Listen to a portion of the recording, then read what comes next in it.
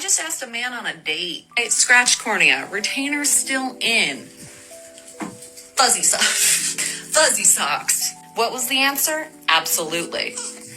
How am I meeting men? At 10 a.m. in my own house on a Friday morning? Okay, here's what you're gonna do. You're gonna get about 7 to 8 Doug fir trees. You're gonna plant them in your backyard relatively close to the home, okay? Just like dangerously so. Wait about 100 years. Let those puppies really get up there. Eventually, they will just start decimating your gutter system on their own. Then, you're gonna call. You're gonna be like, bro, you gotta come out now. Who's gonna show up? Mike. Mike's gonna be like, hey, I'm all done. You wanna check it out? Here's where it gets interesting. I go back there, I check it out, I go, excellent craftsmanship, sir. Well done. He goes, yeah, thank you. If you need anything else, give a shout, ask for Mike directly, since I know what's going on. Say less, Mike. I was like, I do have a quick question though. If I were to reach out and ask if Mike was free for a beer sometime, he goes, absolutely. I go, okay, would you want to take my number? Bro, phone's already out. Ladies, this is what men keep on trying to tell you. If you hit on them, that will be successful 99% of the time. Because even when they are interested in you first, there are multiple reasons why they may not make the first move. But when you do that, you make the first move, you make it crystal clear that that man has the green light. And then that man will be all in. I mean, he will have the date planned even before he pulls out of that driveway. He said he will only marry me if we get a prenup. Then you know what to do, girl. Go visit your doctor. Get you some prescriptions. Get you some mind-altering prescriptions and take them on that day. And have your receipts from the pharmacy. Have your visit to the doctor. And film yourself on Instagram taking your meds. Sprinkle, sprinkle. Make sure the date is seen as well. That is just posted. Then the contract will be null and void. There you go. Oh my God. Just don't get married, y'all. Because this is crazy. Okay, how can you convince your husband to let you stay home? Quit your job. Sprinkle, sprinkle. That's how. So I got fired. And I'm getting harassed at work. I ain't going back. I'm staying home. Take care of me. That's it. That's all you gotta say. I'm harassed at work. I ain't going back. You gotta take care of me. I'm going home. I'm traumatized. Can't do it no more. You better find that next job. There you go. Just lie. Just lie. There is no discussion. If when you decide it for yourself, there is no discussion. You just gonna do it. Easy peasy, eh? And other people supposed to just... You said ladies lie about your body count. Don't even answer the question about no body count. That's stupid. If a man is asking you that question, he's broke or stupid or low class. Real men don't ask that question. You know? No one has ever asked me that question. In my entire life. No man has ever asked me that question except the Dusties in the comments. Okay? So, if you answer that question, you are lowering yourself. Don't even answer the question. Just laugh. She's talking to a woman who has a body count of 150. Just don't get married, because now they have this trick where you can go take pills and then tell the judge that you were on medication that day. Yo, the that they come up with is ridiculous. I can't be at the bar all the time. Where are other places to freestyle with 50 plus men? Everywhere. Men, 50-year-old men don't just, old people don't hang out in clubs or bars. You know, they're in restaurants, they're, you know, having lunch, you know, they're at the golf course, they're at Home Depot so they can fix up their house. They're at galas, fundraisers, you know, kids. They're at social events and things like that. You know, you gotta get out there. You can't just go to bars. You got to get in the rich area. Everything in the rich area, you know, people are going to frequent on the weekend when, you know, they have a lot of free time during the day. So at night, most old people are going to frequent on the weekend when, you know, they have a lot of and things like that. You know, you got to get out there. You can't just go to bars. You got to get in the rich area. Everything in the rich area, you know, people are going to frequent on the weekend when, you know, they have a lot of free time during the day. So at night, most old people are going to be in their house. Okay, if they're not dating or at a function, you know, old people don't get out of their house unless they have something to do, an event or something. Someone said wine tasting. Museums, resorts, watching the news.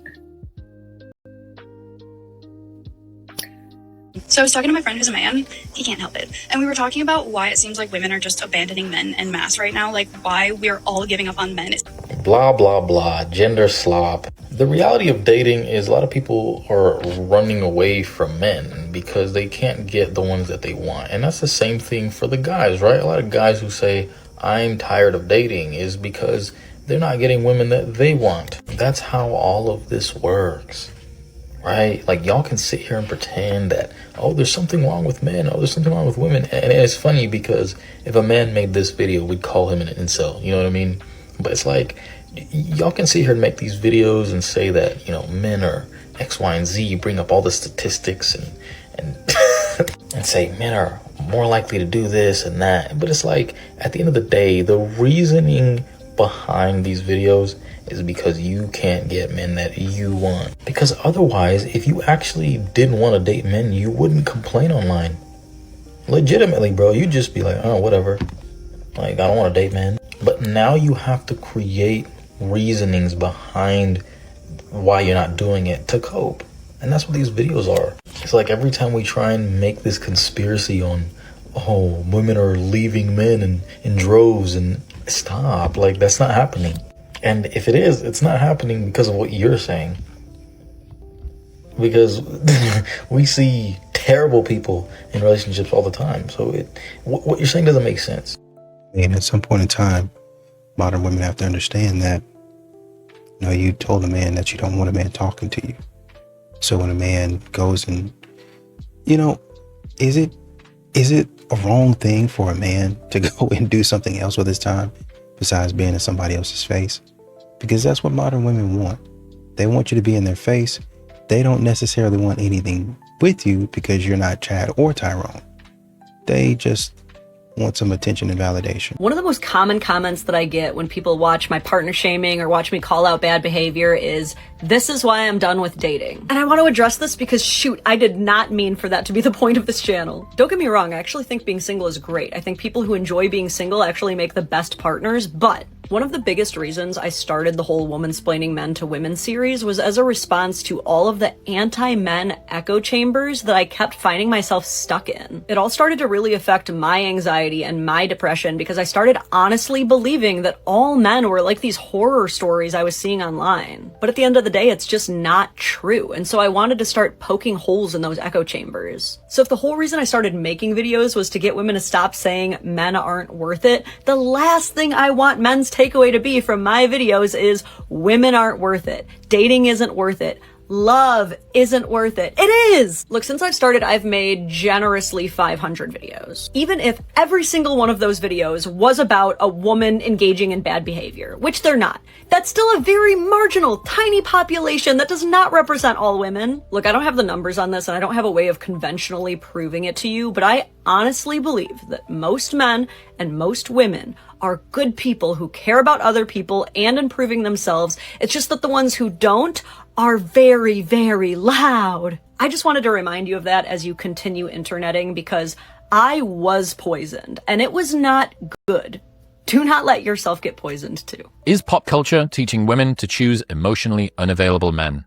Maybe.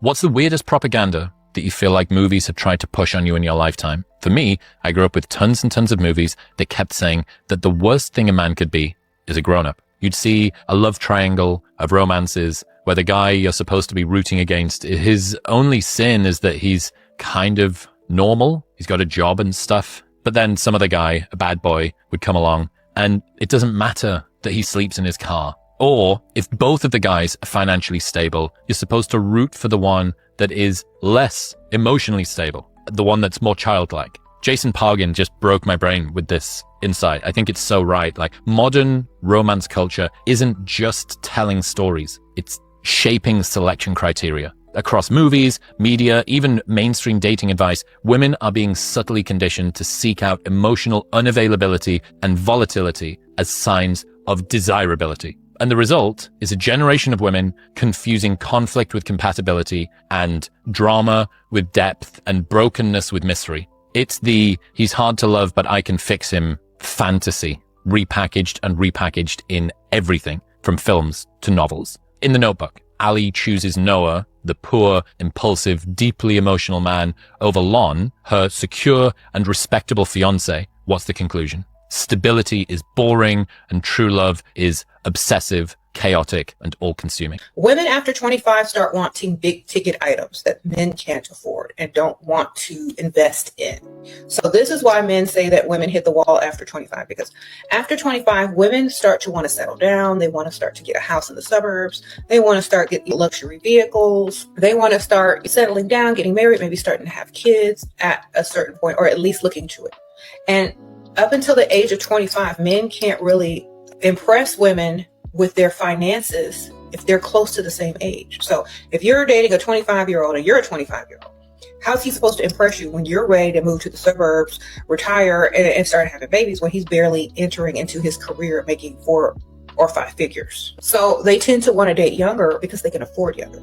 And instead of, finding other streams of income or ways to make more money, they just tell the woman that they're not all that after the age of 25 because they can't afford them after the age of 25, and they cannot impress them after the age of 25 like an older man can. Because once a woman gets 25, she can literally date pretty much a 45-year-old, a 50-year-old, and get all bills paid, be on vacation, shopping, and sipping while this dude is still in the bars picking up 20-year-olds and impressing her by taking her to the movies. So it's very different.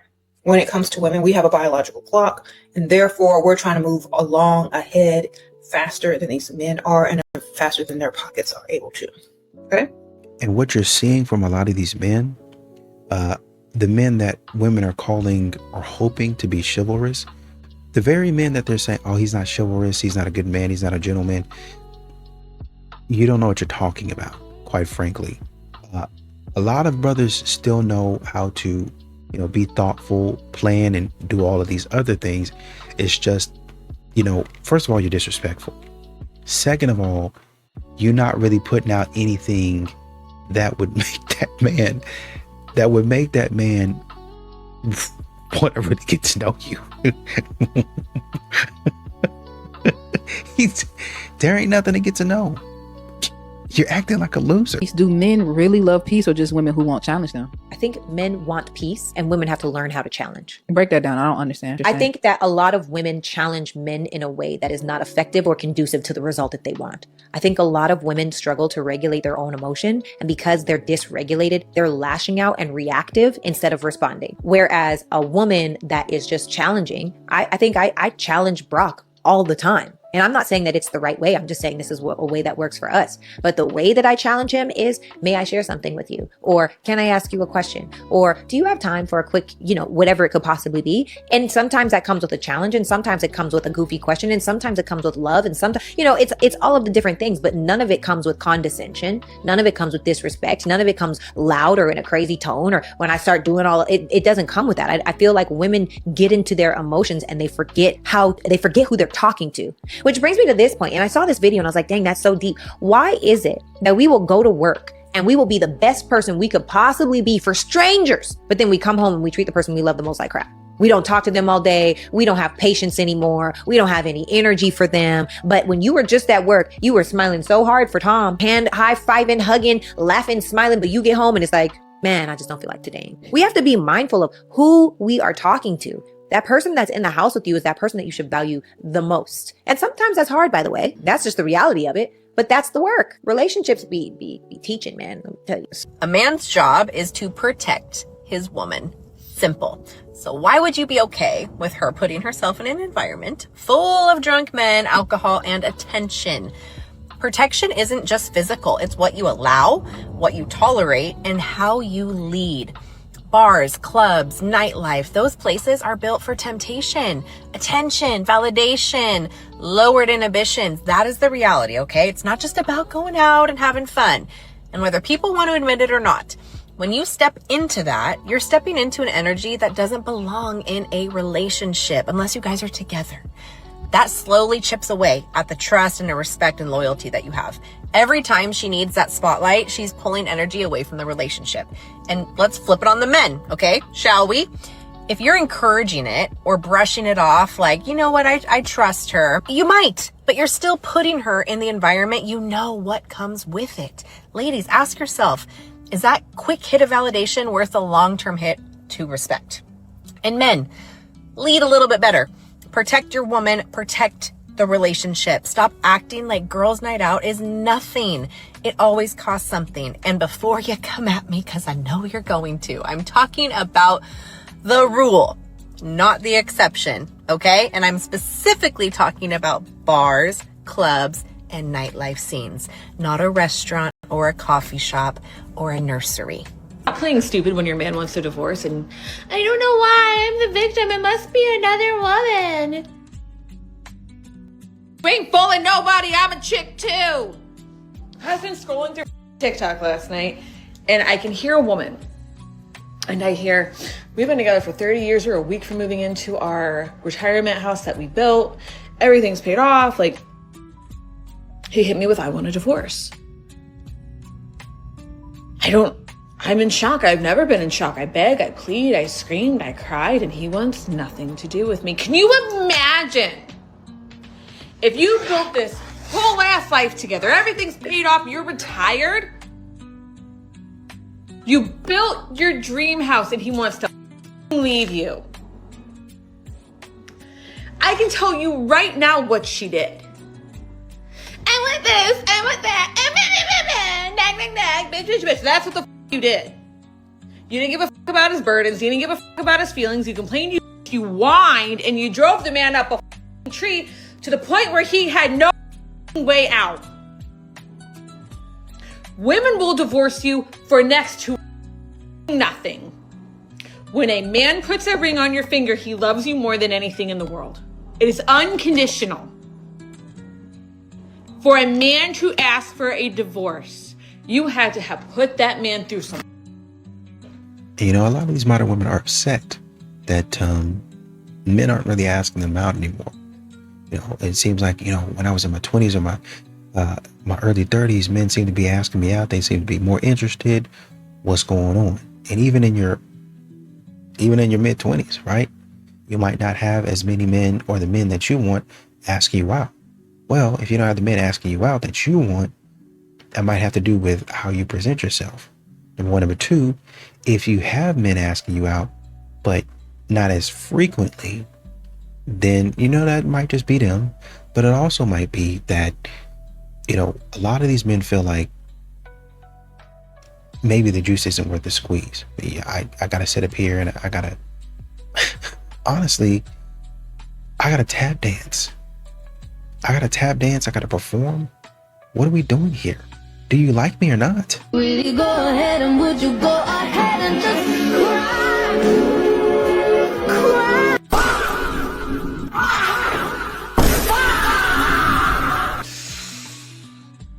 This shit is dead ass rage bait, bro. This can't be real. You are definitely his lesson, babe. Don't feel sorry for cheating on him. 43,000 fucking likes. This shit has got to be a joke, bro. Is this an inside joke that we're not inside on? 100 women versus one accountability. Please show me a time where accountability has won. Ever. You see how the other women in the comments are reinforcing the fact that it's not her fault, and she's starting to believe, oh, it's really not my fault. It's his fault that I cheated. Get the out of here, bro. I'm not even gonna let myself get mad at this shit. This is ChatGPT, bro. This is Claude talking to ChatGPT and Grok. These are bots.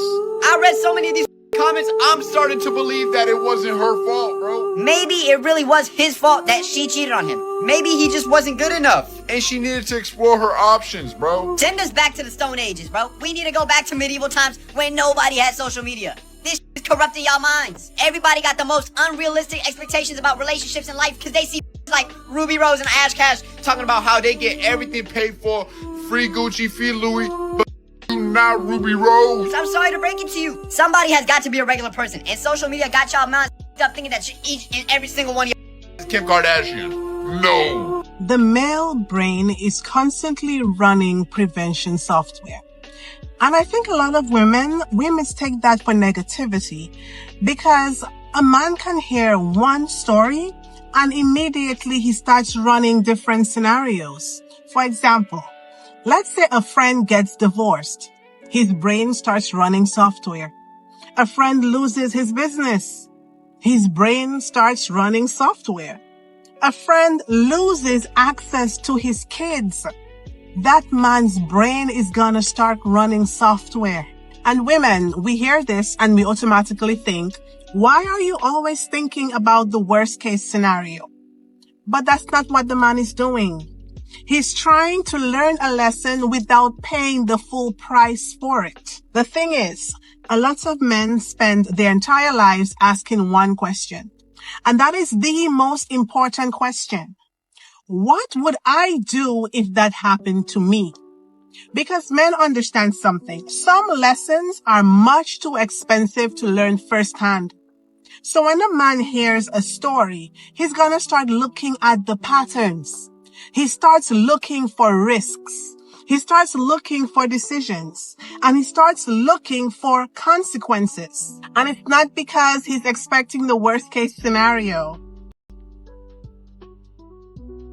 If she says she's only been with 4 or 5 guys, just triple that number. And remember, it's probably more than that, okay?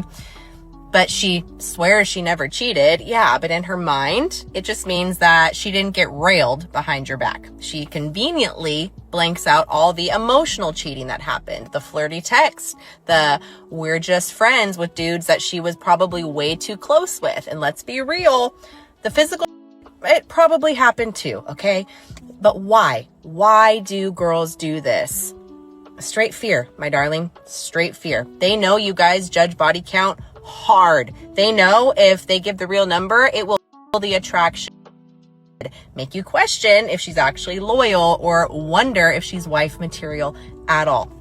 So instead of honesty, they'll soften it, downplay the out of it, and leave out huge chunks. And it's not always because they're just evil liars. No, a lot of the time it's just insecurity, shame, or maybe panic about getting rejected. But honestly, downplaying their past is still manipulation. They're still controlling the narrative so they look better in your eyes. That's exactly why so many dudes end up blindsided later. It's because they never got the full truth since day one. If her stories don't add up with how she acts, and if the details keep changing every time you ask, then you need to pay attention, because patterns never lie. Listen, I know you're upset, but I want you to try to understand where he's coming from. Because when he shared those things with you, it was because he felt like he was safe with you. Oh yeah, men want to feel safe too now. And I'm not talking about in a sense of physically fighting for him. I'm talking about fighting to protect his heart. And sometimes the main person that you have to fight is yourself. Because you can't turn those things on him when you get mad at him. Especially when it's hard enough for most men to share their feelings. When he comes out and says that he has trauma from growing up. You know, things like his mother made him be the man of the house because his mother's man wasn't there. And neither was his father. He couldn't cry when he was young. His mom used to punch him in the chest and tell him to toughen up. Maybe he was 7. And it still went on when he was 14 and 15. And then this young man goes out into the world. Not even a man yet, but feeling like he has to be. He can't show when he's sad. He can't show when he's disappointed, when he's feeling anxious, upset in any way, unless he's mad. Oh, then we tell him to fight. Then we tell him he has to have his back, have his brothers and sisters' back, gotta have his mother's back, and anybody else, when he couldn't even have his own back and talk about how he really felt about anything. But he shared all that with you, and the moment you get pissed off, you throw that in his face. You tell him he needs to heal. Baby, you need to heal. Because only an unhealed person would do something as sad as that. Just think. And a lot of modern women are continuing to ask, what happened to all the good men? Where are all the good men?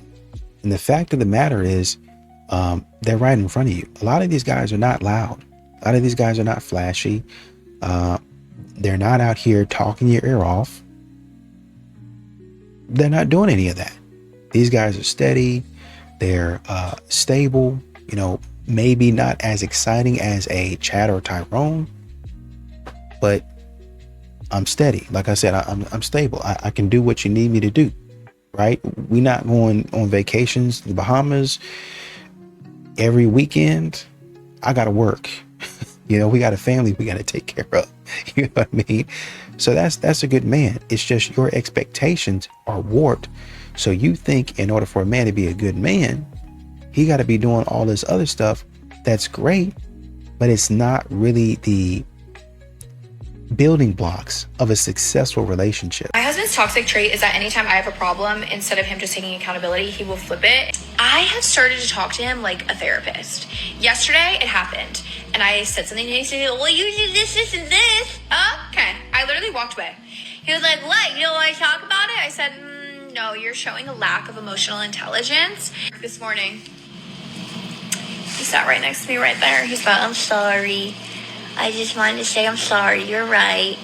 I wasn't being fair to you, and that's not nice. And I apologize, and I'm taking accountability. And what's crazy is all that I had a problem with is how late he's been going to bed lately. And it's been due to work. But I'm also like, you have a great work-life balance. You are just doing this late at night because you choose to do that. When men realize that they're in a marriage or a long-term relationship with a woman like this, they realize that sometimes it's just not worth it. And it is not because she doesn't have a valid point, because when she brings up a topic that is bothering her, she should be able to communicate about that without him getting defensive and talking about whatever else is making him feel the same thing with her. However, the fact that she's spilling all of this information about their marriage out into the internet on her platform where she has millions of followers says something. And it's not even just the information, it is the literal mocking of this man. And lastly, the other problem I see is the exact issue that she's having with him, and that is him going to bed too late. To me, that just sounds a tad bit controlling, but what do you guys think?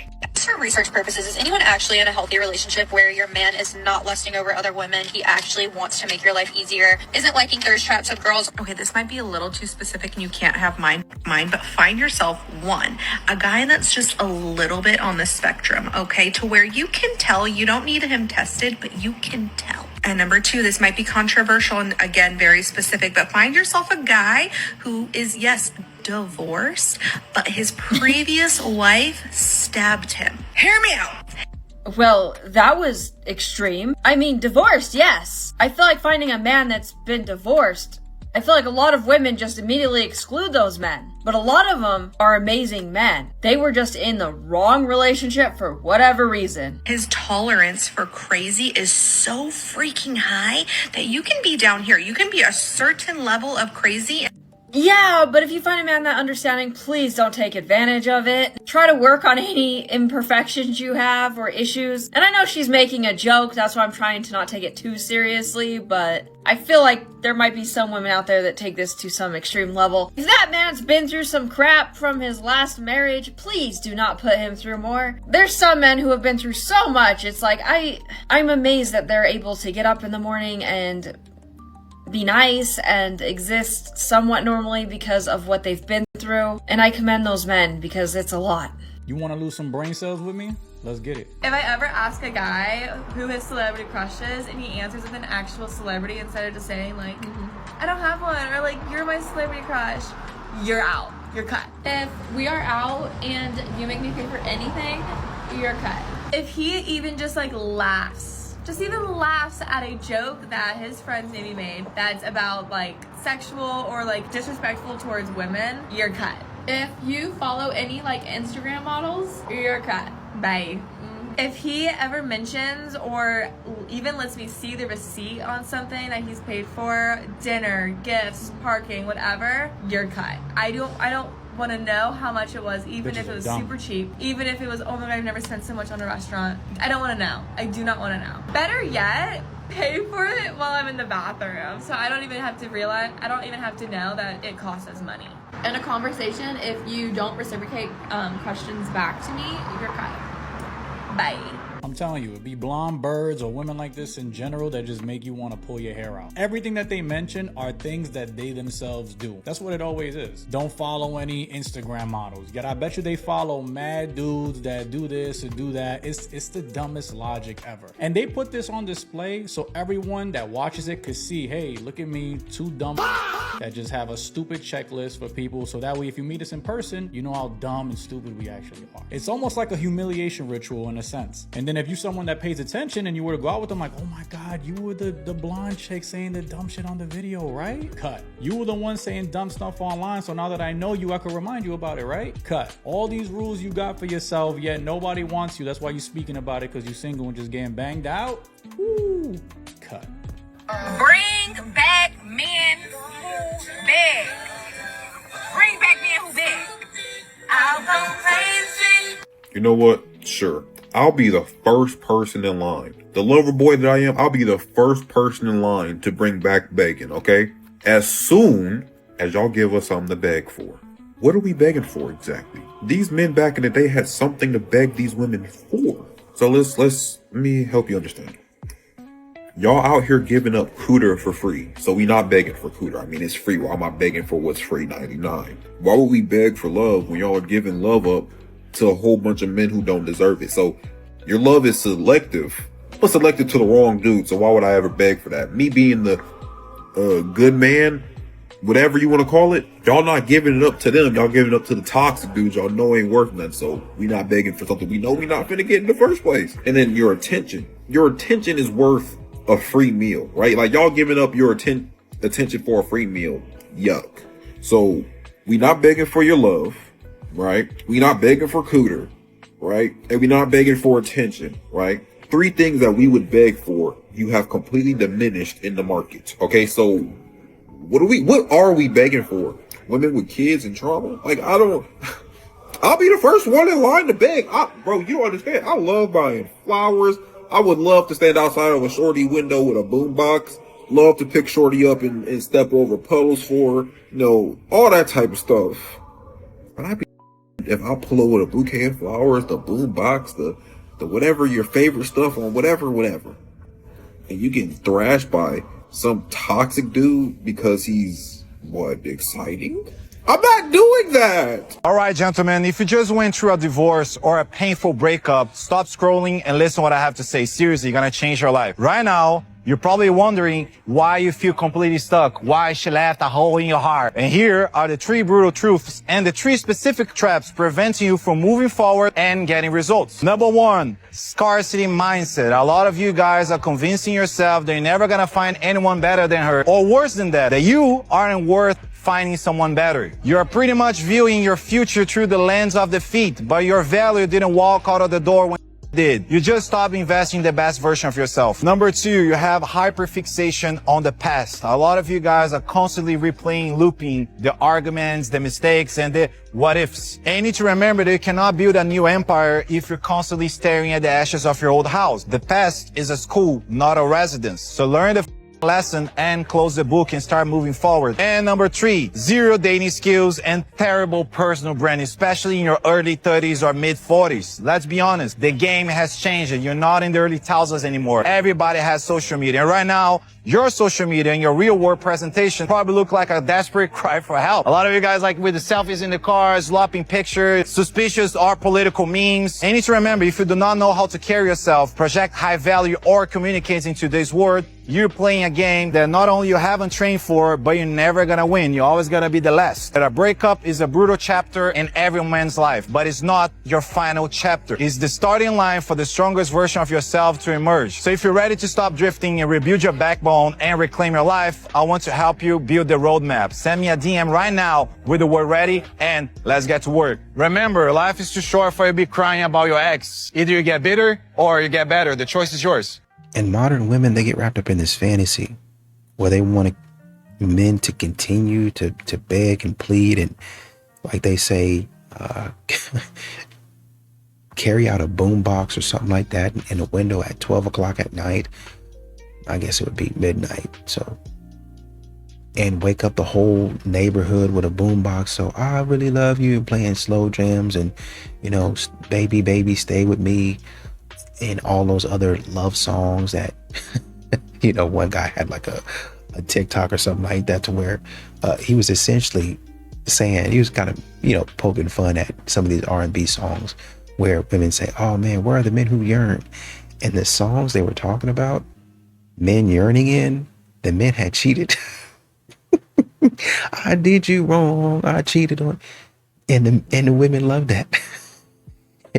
Men are just saying, no, that's not me, man. That's not me. I don't do that type of stuff.